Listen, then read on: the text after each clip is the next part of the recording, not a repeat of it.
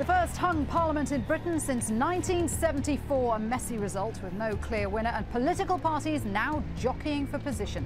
It sets the scene for what could be the biggest shake-up in the voting system for centuries. This is Inside Story.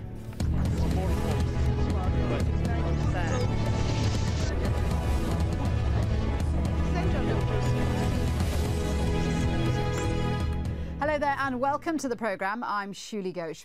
Britain's general election has resulted in a hung parliament and political uncertainty. The main opposition, the Conservatives, won the most seats in parliament for the first time in 13 years. But they didn't win the crucial 326 seats they needed for an outright majority over the Labour Party. It means the third biggest party, the Liberal Democrats, led by Nick Clegg, now has a rare opportunity. It holds the balance of power. It can choose which of the bigger parties to support in Parliament, and it's using its new leverage to push for a change in the British electoral system. And there's evidence that much of the population would support reform. On Saturday, hundreds of demonstrators gathered outside the party headquarters in London to demand a change to the voting system. Nick Clegg urged them to continue their campaign. I take your petition in the spirit in which I'm sure you meant to deliver it for me, in the spirit of change, of real change in the politics of this country. And in return, I would ask you to do what you're doing so well here today in Smith Square, in every single street, in every single community of our country, to continue your campaign for a different, better, new politics. Thank you very much. Thank you. Well, that's what Nick Clegg says. Let's see what our guests say about this. From London, we have Vincent Moss, political editor of the Sunday Mirror newspaper. Howard Wheldon is a senior strategist at BGC Partners. He's also with us from the British capital. And finally, we have Anthony Howard, a veteran political commentator, again with us from London. Anthony, what do you make of the situation that we're in now? We've got a lot of horse trading going on. We've got a lot of political uncertainty. This is not where the Conservatives would have wanted to see themselves. Well, it's certainly not where the Conservatives wanted to be on the weekend after the election. I've no doubt that Mr Cameron thought, really up till when the results started coming in, that he would already be in number 10, he'd already be Prime Minister, he'd be forming his cabinet, and everything in the land would be, you know, jolly nice. Hasn't worked out like that. What we've got is total uncertainty, total indecision on the part of the electorate, unable to make a clear-cut conclusion, and I suppose up for grabs and examination must be the whole system on which we've always worked in this country, which is known as first past the post. It means that whoever wins in an individual constituency just, you know, takes the lot, takes the winner, and winner takes all. Well, now, that doesn't seem to have worked on this occasion. What had always said on its behalf in the past was that it obviously had its unfairnesses, but one thing you could say for our first past the post system was it gave you a clear-cut, definite result, unlike, let's say, in the Republic of Ireland or in Israel or even in Germany, where you had a lot of horse dealing and smoke-filled rooms after each election has taken place. We never had that in this country. Suddenly, it's been thrust on us for the first time in nearly 40 years. Again, we had it in 1974, and I think people are saying, is it really any worthwhile going on with this odd system we have of the winner collecting everything? Vincent, Anthony makes a point that, you know, the first past the post system is supposed to avoid this situation. I mean, to be fair, we haven't had this situation since 1974.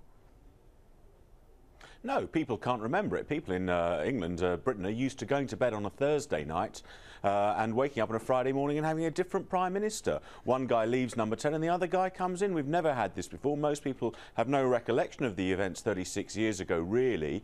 And it's all uncharted territory, although the strange thing about it is you have the party that came a clear third, the Liberal Democrats, led by Nick Clegg, controlling the balance of power. At the moment, they're talking to David Cameron, the Conservatives. And this is what a lot of people are criticising about, you know, how can this be democratic when the third place party is the one that's got the other two by the short and curlies?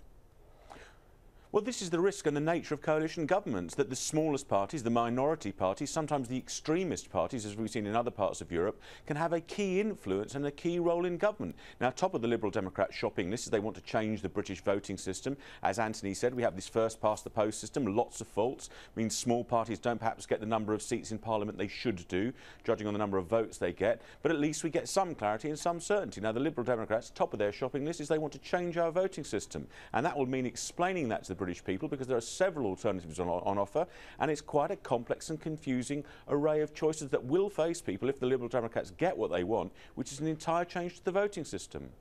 Howard, the Conservatives are now in a position where they're pretty much begging the Liberal Democrats to join them. Do people think that the Conservatives can compromise on certain issues to reach an agreement, particularly on this issue of proportional representation?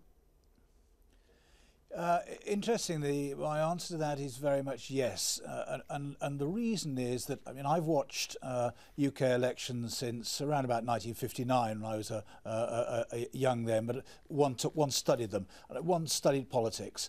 Now, I think this Conservative administration, we'll call it, it's not a government yet, this administration, above all the others I have known, I think is probably more, has greater possibility of adapting to a situation and changing and being prepared to give ground than any other that I can ever remember. It would be pretty big ground to give up, though, Howard. Let me quote you what Conservative leader David Cameron said a year ago. He said he was against proportional representation, and writing in the Guardian newspaper, these were his words: "Proportional representation takes power away from the man and woman in the street and hands it to the political elites. Instead of voters choosing their government on the basis of the manifestos put before them in an election, party managers would choose a government on the basis of secret backroom deals." If David Cameron were to go back on that, Howard, he risks losing a lot of ground with his own supporters. I think yes, you're right on one hand, but I think I would have to say wrong on the other. And where you're wrong is that we've moved on a long way in a year. We've had an election. The people have said not only that they don't want Gordon Brown as Prime Minister, they've also said they don't want David Cameron as Prime Minister. They are not happy with the options they've been given, and therefore they want they're not going change. to have Nick Clegg as Prime Minister. No, but part of that change is that we have to accept that the principle, the first past of the post system, has not worked for us this time. It's been falling around. It's been gradually deteriorating over very many years now. The pressure has been building. I think the Conservatives will give ground. They won't do it automatically. They've talked of agreeing a committee. I think actually I would personally like to see a royal commission on this, because then I think we've got something really sensible that perhaps the Liberal Dems can actually accept the principles that they come up with. So it might not go all the way, but it will go 2/3 of the way. OK, let's just do a little bit of an explainer as to why the Liberal Democrats would want to change to the first past the post system. The Lib Dems say the current system discriminates against smaller parties. Now, for example, in this election, the Conservatives won 36% of the votes. That means 64% of the people didn't vote for them. But because they had the highest number of votes, they get 49% of the parliamentary seats. Labour won 29% of the votes. It got 42% of the seats. And the Liberal Democrats, who won 23% of the vote, ended up with just 9% of the seats. Now, the Electoral Reform Society has been campaigning for change for over a century. It says a general election should deliver a parliament that represents the public. What we have is a lottery where Labour can be only 5% ahead of the Liberal Democrats but walk away with 5 times as many seats. Anthony Howard, do you agree with Howard Wilden that the Conservative leader David Cameron may be prepared to give ground on this issue of proportional representation? Well, I'm not privy to the Conservative leader's private thoughts, and I don't know. But what I do know, and I think I here slightly differ, is that I think that the Conservative Party supporters, including members of Parliament, are not going to be at all happy about any concession being made that will bring an end to first past the post. They're quite bright enough to know that if that were to happen, they would be the casualties. Because even if you take the lowest form of proportional representation, which is called, I think, the alternative vote, where instead of voting with a cross on your ballot paper, you mark it 1, 2, 3. That would automatically, I think, because looking at the figures of the Liberals and the Liberal Democrats and Labour together, it would lose a lot of present Conservative MPs their own seats. And I don't see them being converted to that overnight at all. Yeah, nor do I see the Conservatives... I was going to say, why on earth would the Conservatives want a system, want to change a system which has actually given them more seats in Parliament than they've had in the last 13 years? Yes, I think that's absolutely right.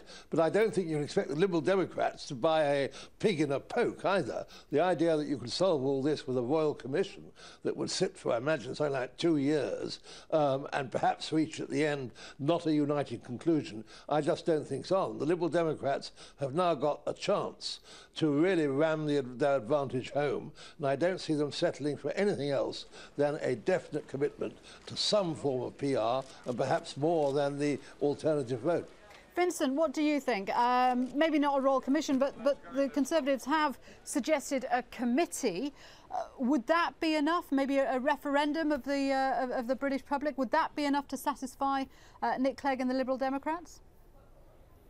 Well, I think a committee, no, because a lot of the Tory MPs that I've spoken to would see that simply as a talking shop. They heard this before, 36 years ago, and it came to nothing then, the proposal of voting reform. They would see a committee or an inquiry with no guaranteed vote of the British people on this as just a lot of hot air. The question facing Nick Clegg is, will he do a deal with the Tories and put David Cameron into number 10, into Downing Street as the Prime Minister, short of voting reform? Because I can't see David Cameron selling this to his Tory MPs. They're on the brink of power after 13 years. There is a view that if we go down a road of proportional representation, because most people in Britain seem to be sort of on the left of centre, the Liberal Democrats and Labour, the Tories could be out of power for a generation under that system. First past the post, where the MP who gets the most number of votes in any particular seat intends to favour them. I don't think they'd be in any hurry to give that up. We're already hearing mutterings from the Tory backbenchers in the newspapers today and on the airwaves saying, we don't want this. David Cameron's already faced criticism from his own party for not being inclusive enough and having a kitchen cabinet. This will just feed into that, and I think that we may well end up with him thinking he'll offer the Liberal Democrats something. It may not be enough for them. The offer of cabinet seats for them may not be enough for them. Some of them might like to be around the cabinet table, but it probably won't be enough, and we'll probably end up with a Tory minority government trying to get through its legislation. It does put poor old Nick Clegg in a really difficult position, because this is like the most power he's had in forever, and I'm being told that he has been offered up to 6 cabinet posts, and so the pressure is there to maybe just quietly give up this demand of voting reform, but he can't really do that without losing most of his party.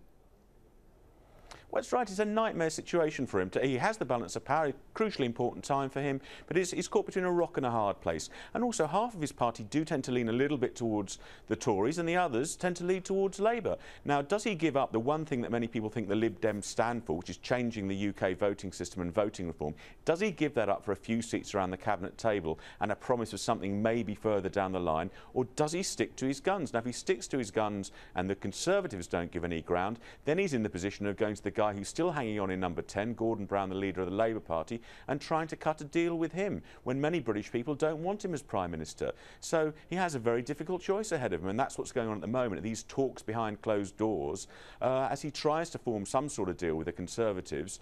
Well, who knows what's going to happen. Howard, it's interesting, all the debate we have in this country about new voting and the possibility of coalition governments, because it's actually the norm in a lot of European countries. Do you think it is seen as a fairer system? Well, I think it is certainly seen. I mean, they are used to it. There hasn't been a change in continental Europe for very many years. They have worked the proportional representations system very well. Yes, there are failings. Of course, you've got to look at Italy over very many years. I'm not quite sure how many governments Italy's had it since the war, but is it 80 odd? 15 in 30 years, I'm told. Right, thank you. No, but you know, we do have to move on. I think the weakness in the United Kingdom is that we lack something that all our neighbouring European countries do have, and that is actually a formal constitution. You know, it is something we must look at. And I personally, I've listened to the my fellow speakers there. I don't disagree with them. I think there's some very interesting points raised there, but I do believe that the Conservatives will this time show that they are adaptable. The reason I say that is because if they don't, then I think they are so likely to damage themselves in the next election and the one after. This is their one golden opportunity just to actually say to the electorate, OK, we've taken on board what you've done and what you're saying, and therefore we are prepared to change, we are prepared to listen, and we are prepared to adapt. That's why I think that David Cameron will go for, though it's very, very difficult, and he will have a lot of pressure from his backbenchers and indeed the other parts of the community. But I do think he will err towards moving to proportional representation and all the dangers and all that could possibly bring for him. OK, well, let's just have a closer look at that criticism that Howard was putting forward that's generally said about proportional representation in Europe. Dozens of countries use proportional representation, but the system is often blamed for creating political instability, slow-moving legislatures and giving too much power to minor parties. Italy and Israel are often held up as examples of how PR results in weak government. New Zealand introduced a form of proportional representation in 1996, and since then neither of the two main parties has won overall majority in Parliament. Finland has never had a majority government since it gained independence in 1917. And in Germany in 2005, Angela Merkel's party was forced into a grand coalition with the Social Democrats, which was largely seen as ineffective. Anthony, it's not a great track record of proportional representation in other countries, but are we being too critical? I mean, are the points that Howard pointed out, Italy, for example, so many governments over the years, does it intrinsically lead to weak government? Well, I think the downside certainly is of any proportional representation system that you do end up with smoke-filled rooms. You end up with parties doing deals between themselves. You also, this is an objection that I have rather strongly, is that if you look at Germany and before that look at the Federal Republic of West Germany, who ended up controlling everything? The Free Democrats. The Free Democrats sat in the middle of the seesaw, and depending on which side they tilted their weight, decided who became the next German government. You can't give, it seems to me, that kind of weight to one kind of third party, and I think the same thing would happen here with our Liberal Democrats. If you try and be fair, you end up with a minority party determining after each election what the government is going to be, because it depends on where they put their weight as to who comes into office. And that, though it may be mathematically representing the situation, doesn't seem to me to be an ideal version of democratic government. Vincent, do you agree? I put to you the results of a YouGov poll which says 62% of people favour a more proportional system of voting. So it is getting fairly good press among the British public. So do you agree that it may be mathematically more fair, but it doesn't lead to a better system in the long run? That's the problem. I mean, people do want fairness and they have a sense of fair play. In fact, in the name that this voting system is now being called here, the campaign for it, is called fair voting, which intrinsically implies that what we currently have is unfair voting. Now, fans of first past the post wouldn't say that. But Anthony's right that, okay, at the moment it's the Lib Dems and they have 57 MPs. You can get coalitions where a very small number of MPs, one or two people perhaps hold the balance of power, and they can come up with any demand they like. They can say, I'd like a hospital for my local area, or a bridge, or all sorts of of other more nutty solutions. So the problem is that we don't have a great system, but I don't think the British people voted for a draw where nobody came top. They were disgruntled with MPs because a lot of them were accused of fiddling their expenses. There were scandals over payments to MPs. There's a general unhappiness with politicians in this country. But it's a bit like a football match. I don't think anybody goes to the game wanting or hoping that there'll be a draw. It just so happens that that's the way things have turned out. We had a very high turnout, no party won, and we're now left in this situation where talks are going on behind closed doors, and it's actually less democratic than any of the alternatives. I mean, we're all assuming, aren't we, gentlemen, that the Lib Dems are going to have some kind of deal with the Conservatives. Does anyone think that they might get together with Labour, because Labour at least is open to the idea of voting reform? I think the difficulty there is that the numbers don't add up, that if you put the Liberal Democrats together with Labour, you get to 315. Now, you need 326 in the House of Commons. So whereas a deal with the Conservatives gives you an overall majority in the House of Commons, and a comfortable overall majority, a deal with Labour doesn't do that. Labour would still be about 10 short, and they'd have to pick up various odds and sods to make sure that they had a majority. So they're not on even Stevens. So the deal with the Conservatives ends up giving you a majority government. A deal with Labour ends up giving you still a minority government. Do you agree with that, Howard? I agree with that 100%. The Liberals, and if you look at the Liberals' history over the years, they have been very, very opposed to Labour. Now, on one hand, you can say that similarly, but even more opposed to the Conservatives, haven't they? Well, yes, in deep-hearted, deep-down policy, that is absolutely right. And yet, they generally will find it easier, I think, to negotiate with the Tories, and that's why I think that we will actually see a deal emerge later tonight or early tomorrow morning. That's what I'm hoping anyway. It is certainly the way forward. As Anthony rightly says, it is impossible to think of a Labour Liberal government working. It just isn't going to happen. And Vincent, I can see you agreeing with that.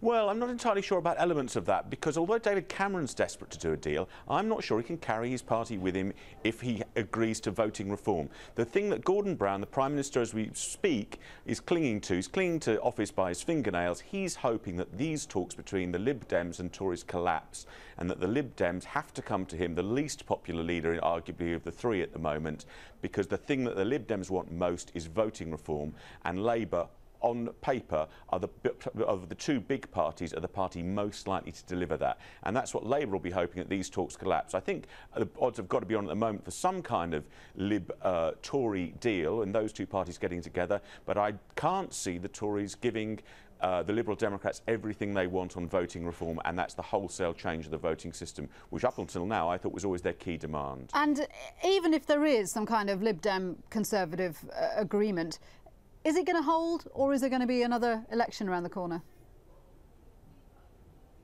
Well, I would have thought that it will hold for a bit. They will be given a chance to see if they think they can make things work. The key is getting fiscal stability. The markets open on Monday, getting their Queen's speech through, getting the emergency budget through to sort of raise taxes and cut spending. But will it hold?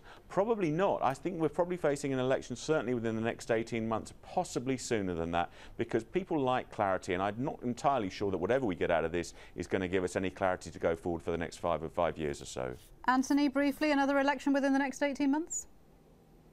Yes, I've already marked a day down in my diary, and it's much less than 18 months. I think October the 14th could well see us having a new general election in this country, just the same as happened with Harold Wilson in 1974, when there was an inconclusive result on February the 28th, and he went to the country again on October the 15th. He didn't get everything he wanted. He only got an overall majority of 3, but at least it was better than being a minority government.